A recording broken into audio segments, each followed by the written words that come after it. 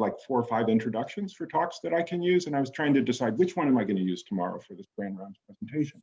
And something hit me. I said, you know what, I'll use all of them. Why choose them? And so the next morning I gave my talk, and as I was giving my talk, I told him that story. And I said, this could be a problem though, because eventually it may just be all introduction and no talk.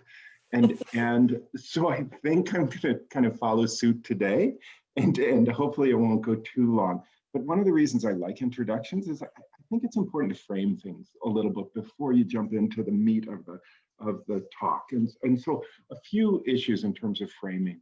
One is just to acknowledge right off the bat how difficult things are right now, right? I can't even begin to speak about the challenges that have occurred in the last 9, 10 months, and even more kind of where we're at right now, and especially in healthcare across this country, as we're kind of facing this third surge is alarming and concerning. And I have to say, in the midst of that, the idea of feeling gratitude, I think for many may feel a stretch, and I think there may even be some sense of not just ambivalence about it, but even, cynicism, or like you're asking me to feel gratitude now, like how can that be? And so again, I think that's understandable. And that same kind of cynicism, I think also, even before the pandemic, was directed towards well-being efforts that focused on what you can do as an individual. Again, I think understandable. I would talk to residents. My main focus is on medical residents, and I would speak to them, and there was this sense of like well-being. Don't tell me to work on my well-being. If you'd make the conditions a little bit better, I would be a lot more well. So in that context, as we talk about gratitude, I just want to acknowledge that these are difficult times, and we can't ignore that. The second thing in terms of introduction is I was thinking about doing this. I've been doing a fair number of Zoom presentations, and what I was really feeling at some point was kind of a sense of, the usual, I throw up the PowerPoint slides and give my talk, and what it was feeling like is a little bit like I was talking through a wall. And when I was listening to people giving talks with PowerPoint, it was like listening through a wall. And especially around well-being, and if we're talking about communication, I think I've decided today not to do PowerPoint, which is especially risky because this is a new talk for me. But I've decided to kind of leap in and just face that fear and try to overcome it. Hopefully that'll work. There's a little risk though. I mean, one of the advantages I'll say is that like I can see you. It's really nice to actually see an audience rather than to just see the wall. And for you guys, like feel free, as Carissa said, use the speaker view if you want to see me well, though I have to say a little bit of warning, which is in real life, like I have a pretty big head. So like if it's like when you go to speaker view, if it fills it like a little bit much, just like feel free to shrink the screen size down a little bit if that feels more comfortable. Third thing to say is, in the interest of full disclosure, I have to say, I'm not a gratitude expert. A friend of mine, when I told her that, she said, "You mean there are gratitude experts?" And I'm like, "Yeah, there are gratitude experts, and I'm not one of them." And the other piece of full disclosure, just to say, is I don't have a regular gratitude practice. I don't. And so again, this may be losing credibility with you guys, but hopefully I'll be able to make the case by the end of the talk that I have something of worth to say. And then last, and I kind of alluded to this earlier, but I think it's important to reinforce. While the focus of this talk today is on individual strategies, what we need to realize, not just in the pandemic, but before the pandemic, with all of the challenges that we see in medicine and healthcare, is the problems we're facing with depression and burnout and anxiety and suicidality in healthcare is largely an environmental problem.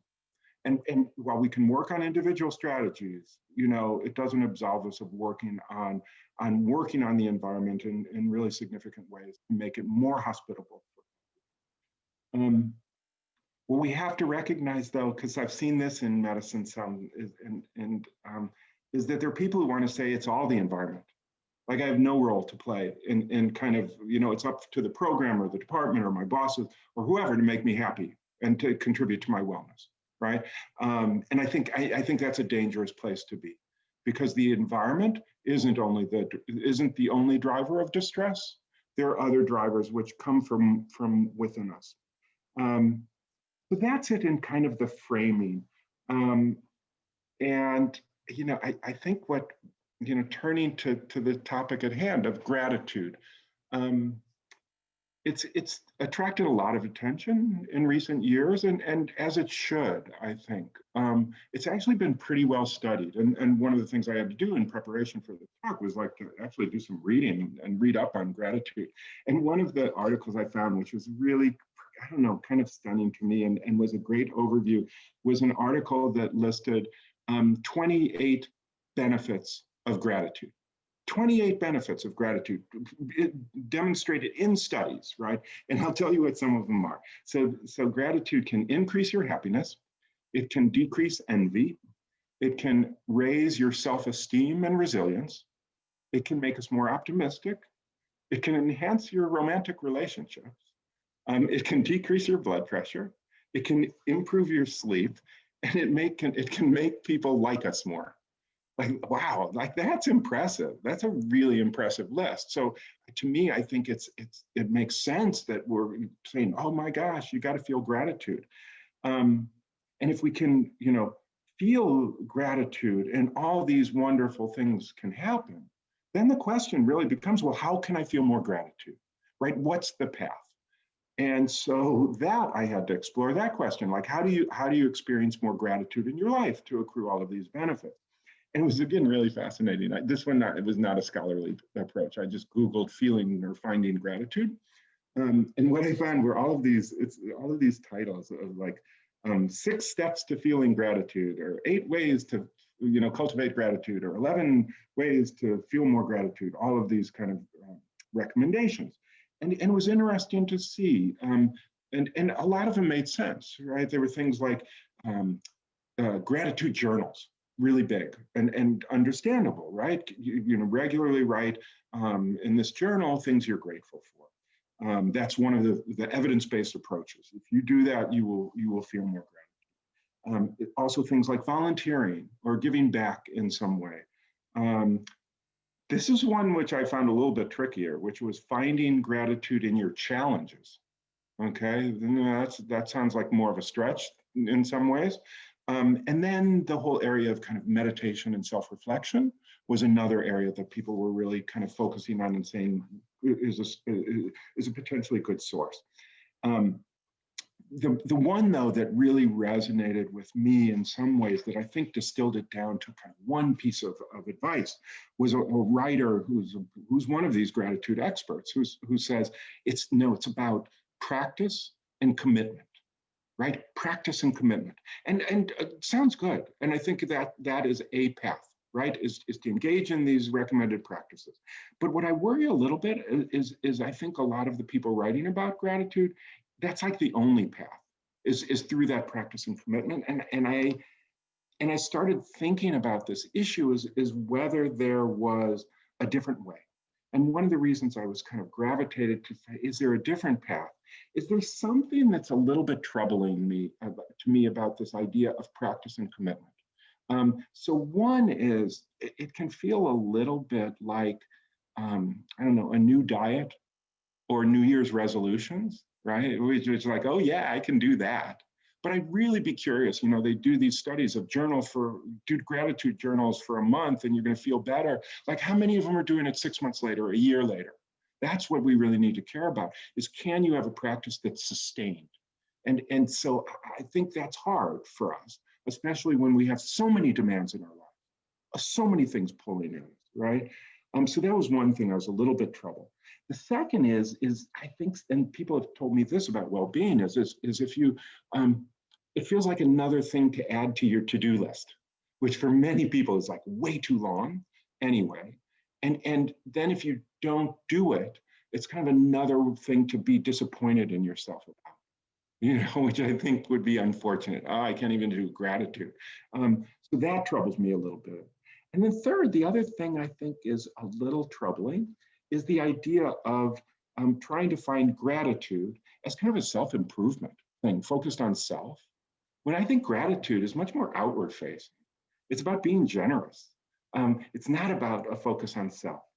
So what I got interested in as I was thinking about that and feeling troubled by these approaches, and I don't want to discount them. I don't want to say don't do them, but I wanted to open people's eyes to maybe a different way of pursuing gratitude.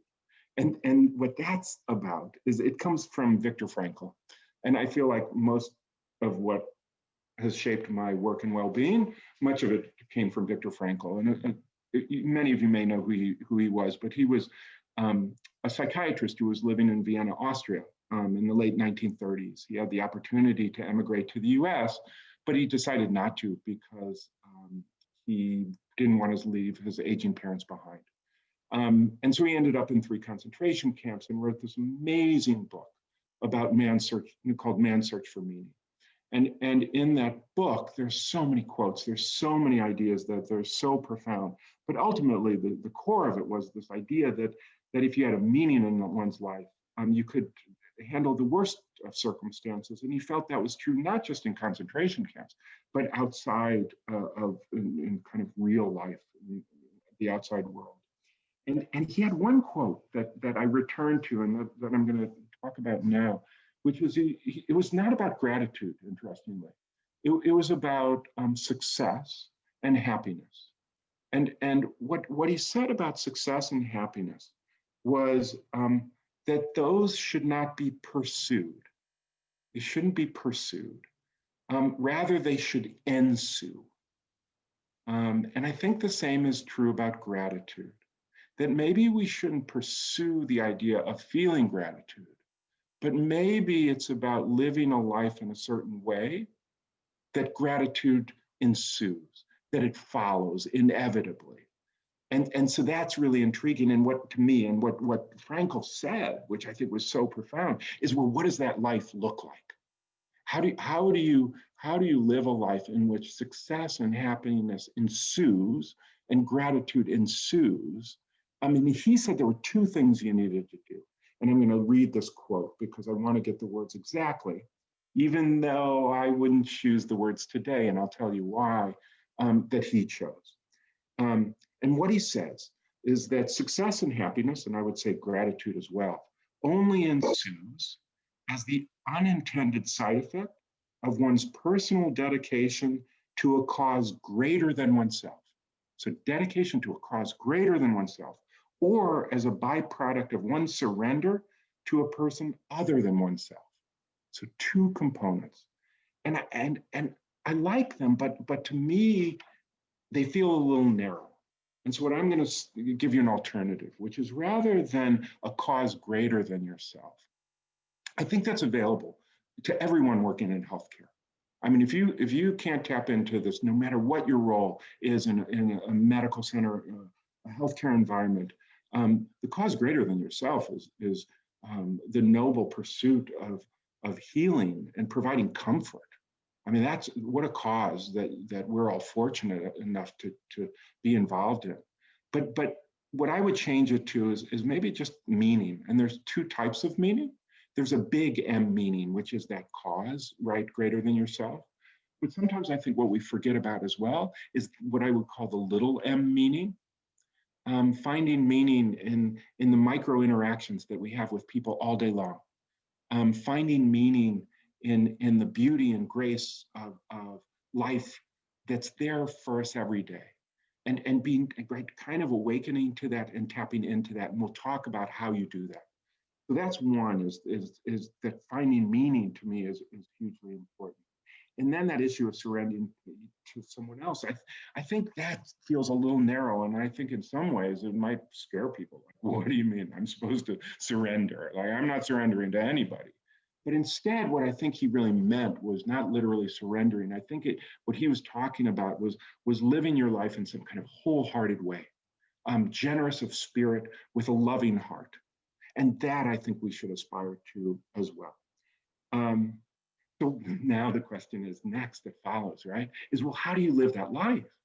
Like, it's nice, it's really lovely to kind of make that as a target, but how do you operationalize it? How do you like begin to live a life that looks like that? Or even if you're living a life like that, I mean, one of the things, this isn't binary, you do or you don't. There's a continuum of this. And so wherever you are in that continuum, can you move upward to a better place? That's what it's about, right? And it shouldn't be viewed as, oh, you're terrible at this or it's a deficit. To me, it's always a striving to get to a better place. And when I think about how to do this, this really ties into a lot of my work that I've been focusing on in really the last decade. Is it's, I think, less about how, but more about thinking about the obstacles that get in our way, right? I don't think we recognize those obstacles and really try to deal with them effectively. And that's going to be kind of a good chunk of this talk is to really talk about those obstacles and then what you can do about them, right? That's what it's about. Some of those obstacles are in the environment, right? They're in the healthcare environment. It's stressful, it's demanding, it's pressured. People aren't always nice, right? And sometimes we don't have control over many of those obstacles. But we can have control over is our experience of those things and our experience of life. And the obstacles I've gotten really interested in, and these are kind of universal in some ways, but I think they play out in the healthcare setting in a different kind of way, is what I just call mindsets. You know, how we kind of these mental filters that we use, often kind of unseen or unrecognized or unquestioned, that is the filter with which we look at the world, and that we don't, I think, tend to think about very much, because we don't have to, right? And so those mindsets, I think, can be critically important of obstacles, and I hopefully will make a case for that. So the mindsets, and it's a loose term. It's probably there are probably some who could come up with a better term, but it's the one I've kind of found and is kind of most, I think, on target. And I've grouped them, and this isn't end all be all of the mindsets. It's really, I've grouped them into two clusters. And the first cluster is the larger cluster. And I would say it's characterized by a self-critical voice. You know, that voice in your head that's kind of like saying you're not good enough, you should be doing better. And it plays out in a number of different ways. So one is, and I've seen this a lot with medical students, and it's not just medical students, it's college students and high school students. And all of these mindsets, I think, are products of kind of this journey through life, particularly for those in medicine or healthcare, where that journey's been a tough one, a demanding one, a challenging one. And so the first one is performance as identity. Seeing how you do as who you are. And that's wonderful when things are going well. But like, let's say you make a mistake or you don't know an answer on rounds or you forget to do something. It's the voice saying not like, oh, you made a mistake. It's that I'm a bad employee, I'm a bad person, I'm a bad doctor. The impact on our well-being when we use performance as identity, when our performance isn't ideal, I think is significantly worse if we view it as who we are rather than what we've done. Isn't it funny? I was just thinking about this last night. I was thinking that, what we, as a pediatrician, like there was this mantra of never tell a child they're a bad child, right? You want to say you've done a bad thing, but you don't say, oh, you're a bad boy, right? But we do that to ourselves, right? Which is kind of interesting. So we've been taught not to do it with our kids, but we're comfortable doing it with ourselves. The next one is personalization and self-blame. When things don't go well, often we turn to like, oh, it's all my fault. I'm completely responsible for this bad outcome.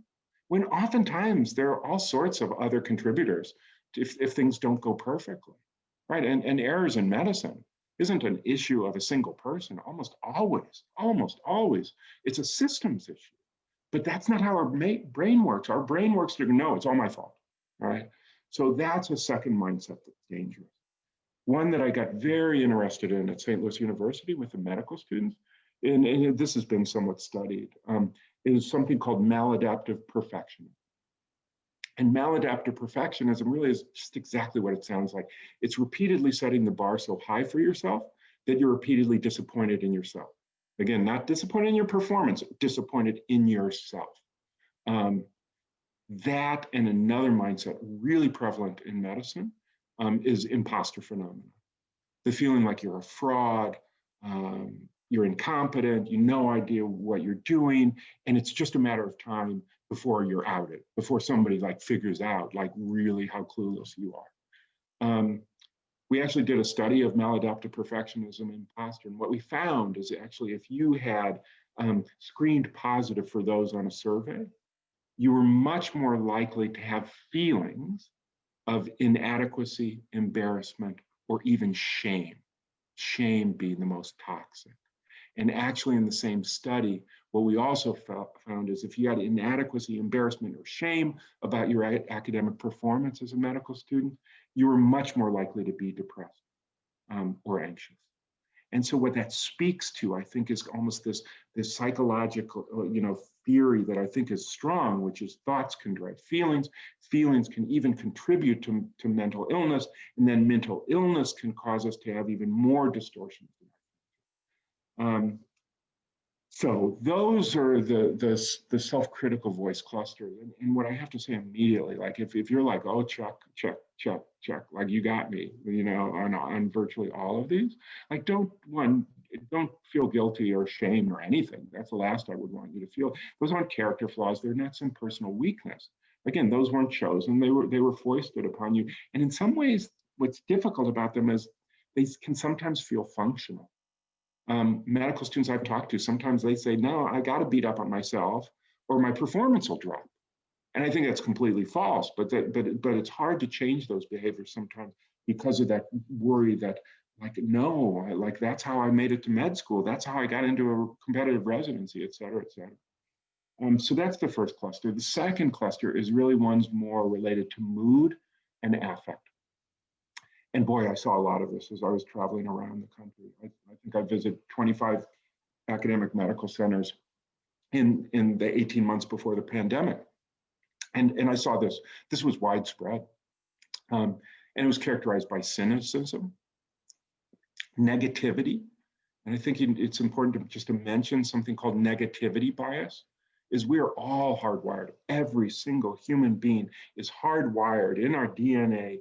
I don't know if it's in my DNA, I'll just say that, to just have this experience that negative events will have more of an impact on us and a longer lasting impact than positive ones.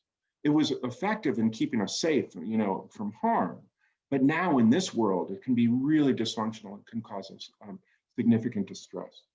And then the third one that I saw, the cynicism, the negativity, was pessimism. And I don't blame people for feeling this, but there's something called explanatory style.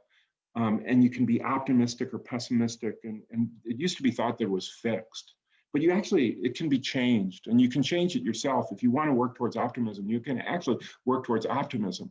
But what you also have to recognize is you can be influenced by other people's pessimism. And that's what I was seeing as I traveled the academic medical centers is just a great deal of pessimism. And again, I don't blame people for feeling that. Conditions are difficult. But what I could see also was there was almost this self-sustaining pessimism that was feeding on it and was related to some of the culture of like, what are the conversations, that people have in medicine too often?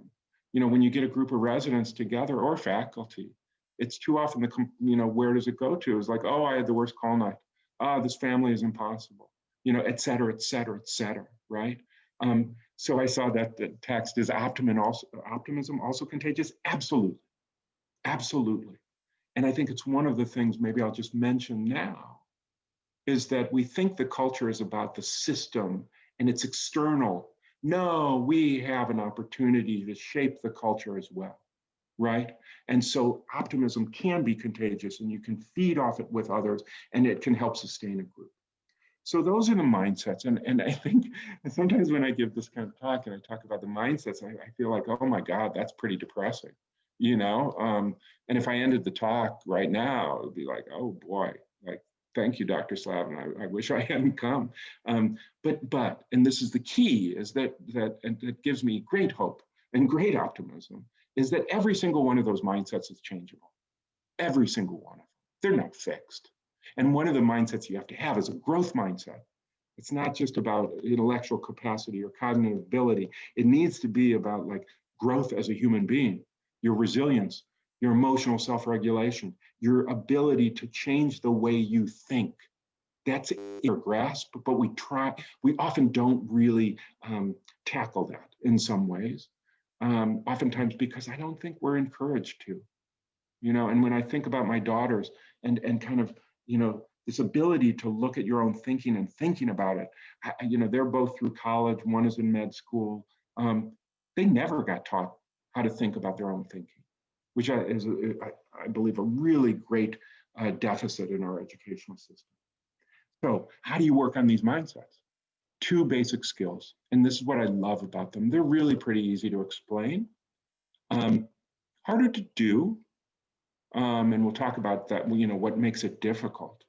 But it comes down to two fundamental skills. One is metacognition, we'll talk about in a second, and the second is mindful awareness.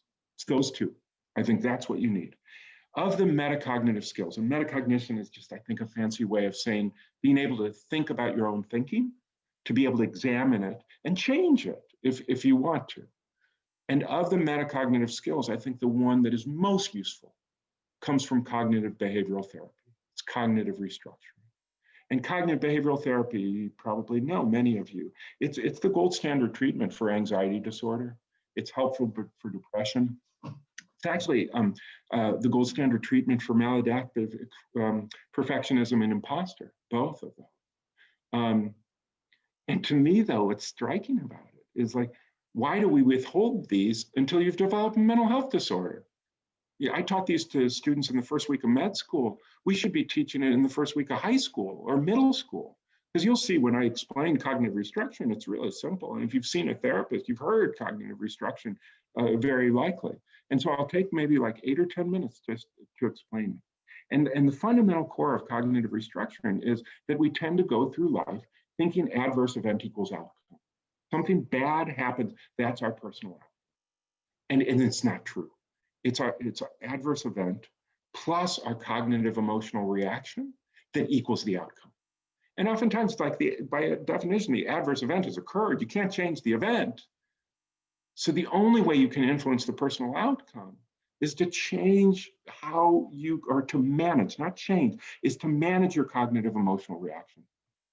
And what makes that difficult and why we don't naturally fall to doing that well is that we are all susceptible to kind of these automatic thoughts or cognitive distortions or mindsets that produce a worse outcome, that actually aren't accurate and contribute to our distress. And I'm not going to go through all the cognitive distortions. There are a number of them, but just in the interest of time, I'll give you some of the examples of them. One is magnification. You take a relatively small event and you blow it up into something really big. So it's this kind of thing, you know, a classic one. I'll use examples of residents, medical residents, but the same can hold really for any healthcare worker or even non-clinical worker. You know, you know, you're working along, everything's great, and then you I don't know, you don't know an answer on rounds, or you forgot to get a lab, and you're kind of embarrassed on rounds. Like, I don't care how many things you have done well in the previous week or month, that takes on much more, becomes much bigger in our minds, and kind of explodes, and we can kind of develop this hyper focus on it, right? And that's natural tendency. Second is all or none thinking. I think of this one as kind of more of an academic one. And if there are people who are listening in, watching, if you have teenagers in this adolescent world, even younger than that, I'm seeing this in middle school and grade school kids. It's the kid who comes back, you know, home with a paper or an exam, and they got like a B+, and they view it as a failure. You know, if they didn't get the A, then any other performance is a failure. There's no kind of language of, oh, I did pretty well. Maybe I'm a little disappointed. But the B plus as a failure is, I think, a perfect example of all or none thinking. And all or none thinking is one of, all of these distortions are kind of fuels for the mindsets. You know, all or none thinking contributes to perfectionism. Magnification blows up the feeling of perfectionism when you're not perfect. Another one is overgeneralization. We have a tendency at times to, if there's a bad event that occurs, it's easy to fall into this trap of saying, oh, another way that just bad things always happen to me, or always another way that I'm not good or I'm disappointing in terms of my performance. Then there's a corollary that's a little bit of a flip side to it, which is tunnel vision. Which tunnel vision is, you know, focusing in on this bad event and discounting and not seeing all the positive things that exist in your life or even in your performance. Let's see, one other maybe I think I'll add is mind reading. That's a social one that's really interesting. You know, I'll give you the example of somebody walking down the hall, it's a friend of yours, a colleague, and you know, they have a frown on their face, they look up at you, they really don't make eye contact, they look back down and they walk past you without saying hello. Or you send a text or an email to somebody and they don't respond quickly. And where does our minds typically go? They go to this place of like, oh my gosh, did I do something to offend them? You know, they must be angry at me. And the way I view this I'll just say, I've gotten very good at dealing with those because, and this is kind of a medical, you know, angle at this. What for me that I do is I go, well, they may be angry at me, and maybe I did something to offend them, but that's only one possible diagnosis. Like, what are the other possible diagnoses? And the other possible diagnosis is, you know, maybe they just got off the phone with their spouse and they had an argument. Maybe, you know, they I don't know, have a migraine headache, or maybe their dog is sick and they're worrying about them. You know, there are like dozens of other diagnoses, but what we tend to do then is we fixate on these ones that are personalized, right? That are kind of self-harmful. So you know, recognizing these distortions, I think, is incredibly helpful. There are others, but I think that's enough to give you a sense of them. And Carissa, one thing I'll mention right now, I'm not going to dive as deep into some of these as I do in some of my talks just because of time, but I'll just say right now, there are podcasts available on a number of different platforms. That is a series of 4 podcasts, just 20 minutes in length, each of them. And if you go to like Spotify or something like that and search just ACGME Aware, AWARE, you'll find them. If you want more of kind of more info about these distortions. Okay, so those are the distortions. Those are the automatic thoughts. They call them automatic thoughts because we react without even recognizing our thinking. And this is where the cognitive restructuring comes in, is what can you do about it? And what I love about cognitive restructuring, 3 very simple steps. The first step is just to notice them. And to be able to notice those thoughts, we tend not to stop and notice our thoughts. That's not how we usually go through life. And to notice thoughts, you have to cultivate some level of mindful awareness.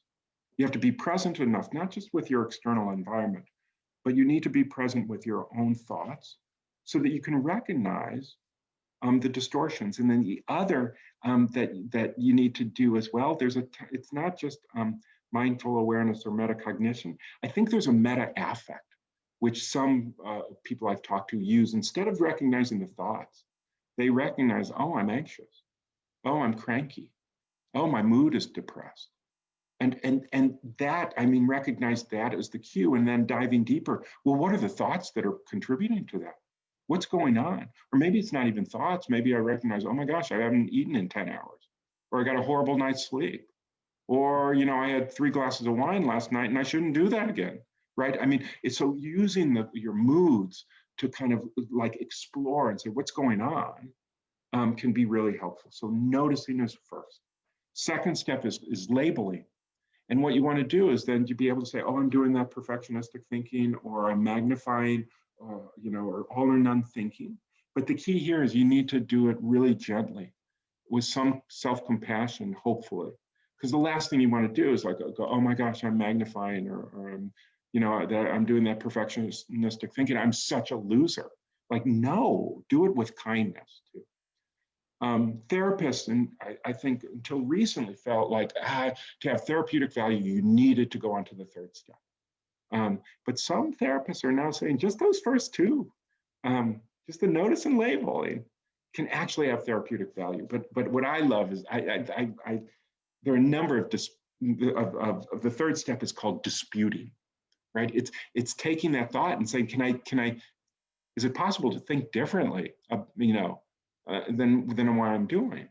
And the disputing, there are a bunch of strategies, but the one that I love the most, I think it really generally resonates with people, is what's called the double standard.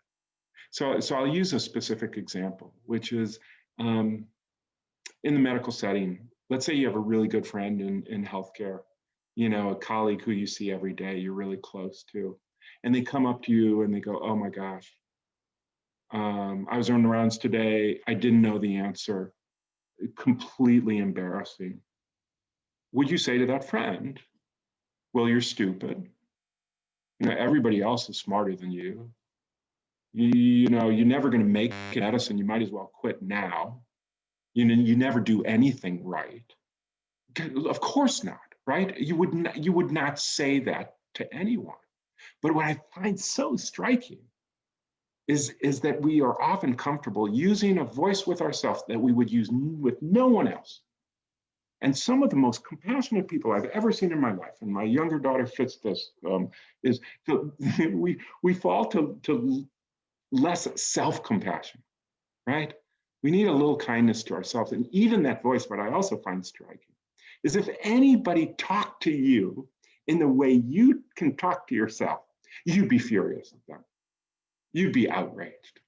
So that double standard, that recognizing that we need to change that voice, we need to find a kinder place, I think is really critically important.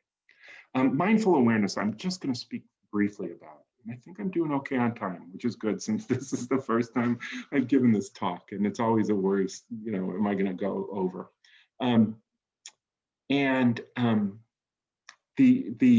Let me make sure though. Oh, good. My clock was a little off, but I'm good.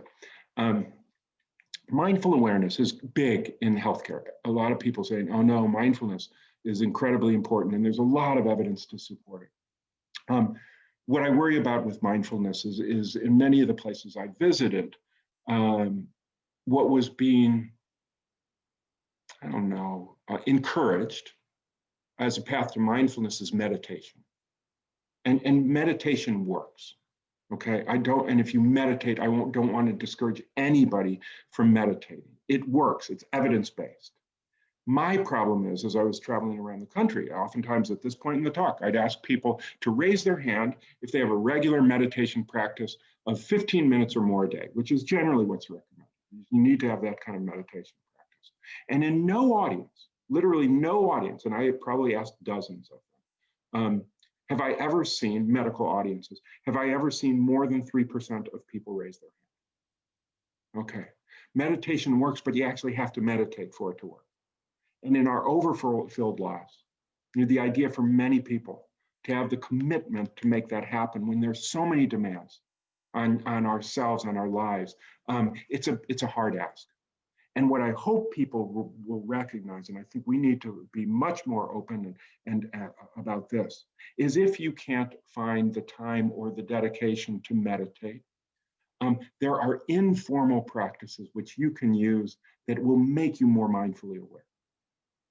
And that's what I do, these informal practices. And what I love about the informal practices is they take literally no extra time in your day. Those are my favorite tools, is the ones that take no extra time. And so I'll give you an example of how I did my informal mindfulness practices. When I worked at St. Louis University, my car parking spot was like a minute from my office. And whenever I could remember, either walking to my office or home at the end of the day, I would like use a little mindfulness practice. And for me, what I love is just focus on one of the senses. That's it, just focus on one of the senses. And one day it might be just sight and looking at the sky and the trees and, et cetera, right? And as thoughts come in, you notice them and let them drift away. Just let them drift away. And return your attention, right? It's being able to focus your attention and awareness on what you want to. A favorite one of mine was sound. We tend not to focus. We're very visually oriented. And so just focusing in on sound.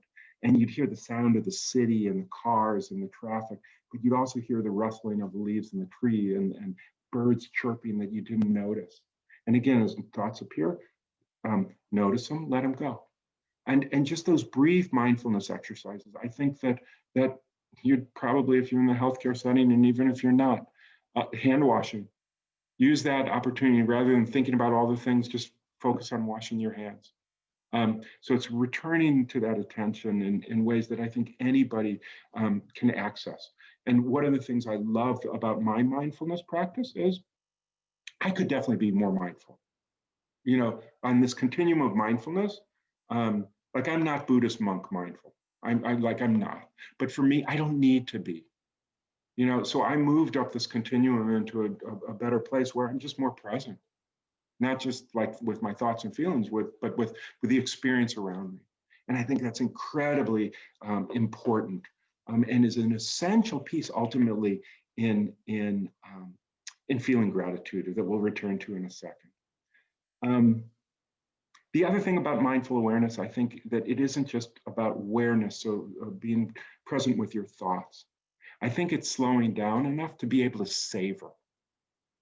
savor a good meal, savor the beauty in nature, savor a friendship, savor those little moments of beauty or grace that are all around us, and to quiet the noise in our head of the self-criticism or the worry, the chasing of success, the worry about where's the next hurdle, to kind of let those go, fall into the background, and just be there in that moment in as a deep a way as you can. This work, I have to say a couple things. It's not like flipping a switch. It's really important to say that. None of this stuff. Because what it really is doing, I think, is rewiring your brain. I'm a huge fan of the concept of neuroplasticity, and I have to say, over the last 10 years, I've done this work myself. My brain feels different. And one of the things I think that's kind of remarkable as I say this is I was one of those people. I was like anti-self-help. I was like, I'm doing fine, don't tell me how to live my life better. I don't need any of that. And the way I fell into all of this work, frankly, was because I needed to learn it to teach the medical students. And I started teaching the medical students. I was like, whoa, like maybe I shouldn't be so closed off to this stuff.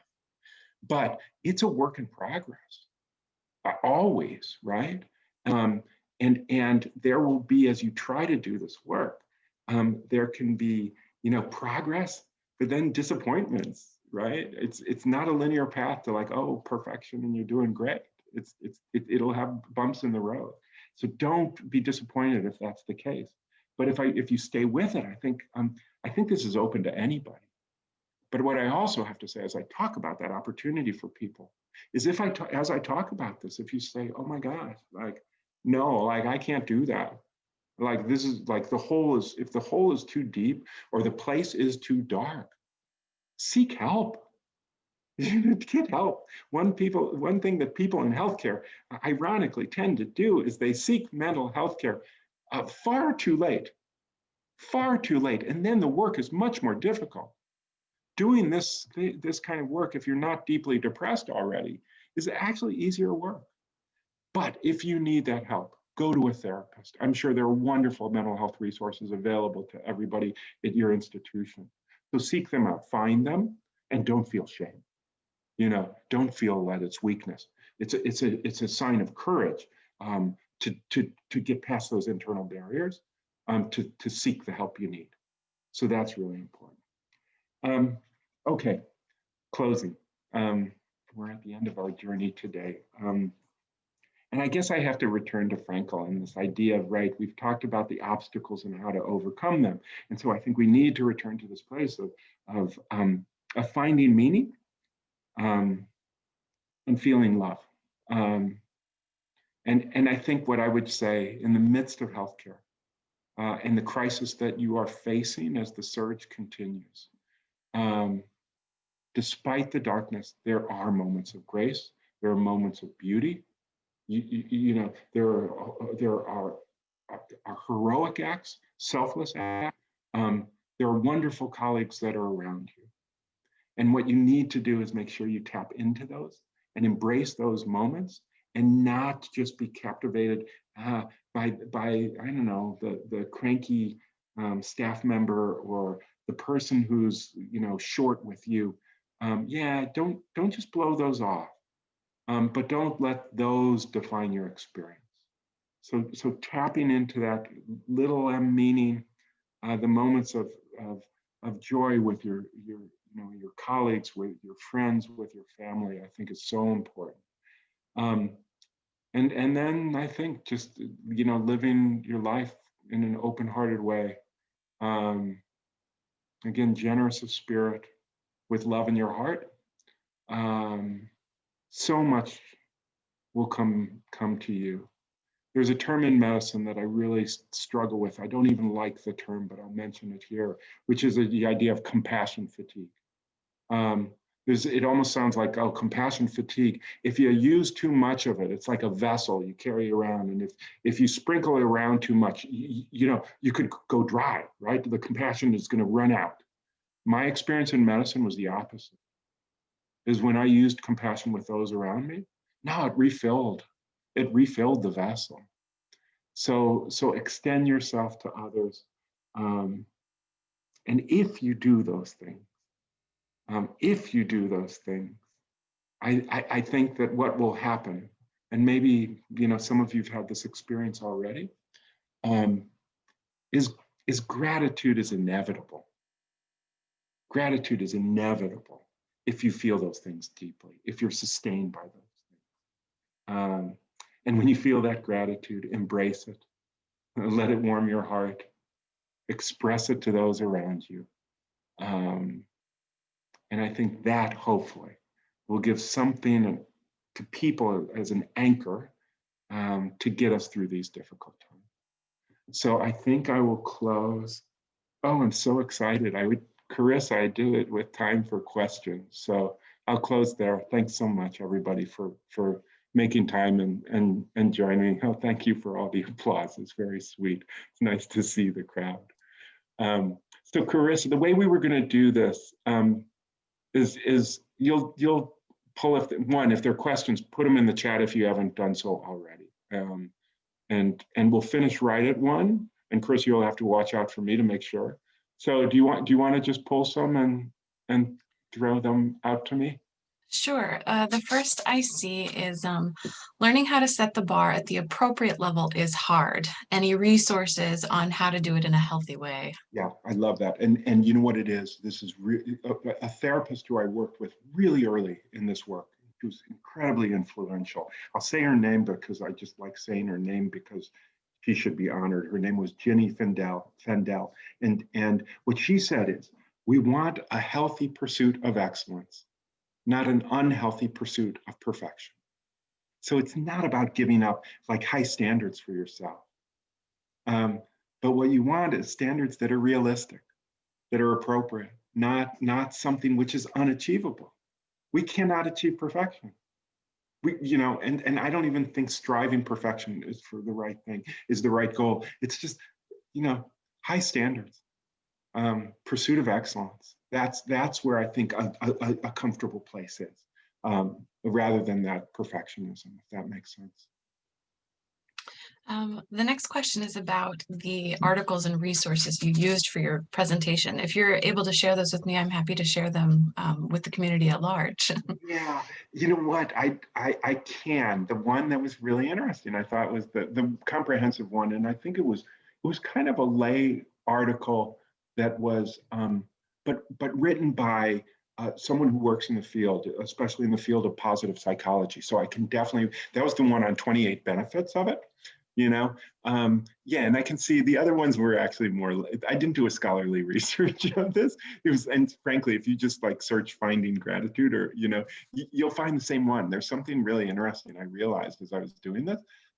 If you want anything published in the lay article, just make sure you have like 6 steps or like 8 ways, or they love that. I don't know what the fascination with the numbers is in our society, but it's like, you know, attach that to the title and it'll get accepted. So Chris, I can communicate with you though. You know, it's not that I endorse them so much. It's more that they gave me a sense of what's out there. You know, I wish sometimes people ask me, well, are there really good resources around cognitive restructuring, you know, or things like that. I don't know. I mean, honestly, I think the podcasts I give are helpful. And the other thing I'll say about the podcast is there are, I didn't talk about, there are other tools in the toolbox that I think that it isn't just about metacognition and mindful awareness. To me, there are things about like cultivating positive emotions. There's some wonderful tools there. Working towards optimism, emotional self-regulation. That's a big one for me. For me, it was like my emotional self-regulation at work was great, but at the end of a hard day, it was like the way I put it is work got my better self. I was less patient. I was less compassionate with my own family, and I think that's a hidden hazard in healthcare because it's so demanding, and we go home and we're like, you know, I used to say my wife, I've used all my words today, you know, and when she hadn't used any of her words, you know, as an artist, that was hard, you know. So that's another, is that within the podcast, I think I really like the one on those tools. Again, super easy to use. They take almost no time to use, which I think is really important with any kind of strategy right now in healthcare. It's got to be time efficient. That makes sense. I don't see any other questions at this time. I do see several comments that I'm getting of thank you for not using PowerPoint. I think that was a big hit. It was a risk and it was a good one to take. Good. It was better for me. It's actually, wow, it's nice to see faces as I'm talking. You know, it changes the experience for me and made it feel like, yeah, just more connected. So I'm glad it seemed to work for people. Yeah, so thank you. Okay. So should we close a few minutes early? Carissa, I think we should. We'll give them a little bit of a gift of a few minutes back. I'll just say thank you again. Dr. Chatterjee, thank you so much for arranging this. I think it's lovely that you had the Gratitude Week. And Chris, I think you were one of the architects of all the activities, and thank you for that work. And I don't know, I hope this provides some solace for people in the weeks and months ahead. And just best wishes to all of you in this work. Dr. Slavin, thank you so much for your remarks today, for sharing your wisdom with us. You have given us much food for thought and some very simple things that each of us can do to improve our thinking and to sort of get away from the self-criticism and this, you know, constantly striving for perfection, which I think many of us were brought up with and has become part of our DNA, as you were talking about. So this was an amazing talk. And actually, there was a question in there, I believe, from one of our students to ask if they could contact you. So we'll certainly. Oh, yeah, absolutely. Absolutely. And I'll just say I'm happy to get, interact with your students and even, give talks or workshops too, because I think I worry about our students. This chasing of success and feeling like you got to, like, where's the next hurdle? Where's the next hurdle? I think can be exhausting and can exact a toll. And what I think they can realize, no, you can actually experience this educational continuum in a different way. So happy to help in any way I can. Thank you. Thank you so much. And thanks to everyone else who came and listened to Dr. Slavin today. I hope that you found his remarks beneficial as well. from CMS, we wish everyone a very happy Thanksgiving. It'll be a different Thanksgiving, I think, this year than others, but hopefully there will be better ones in future years. And so stay safe, be healthy, and be well. Take care. Bye-bye. Take care, all. We'll see you.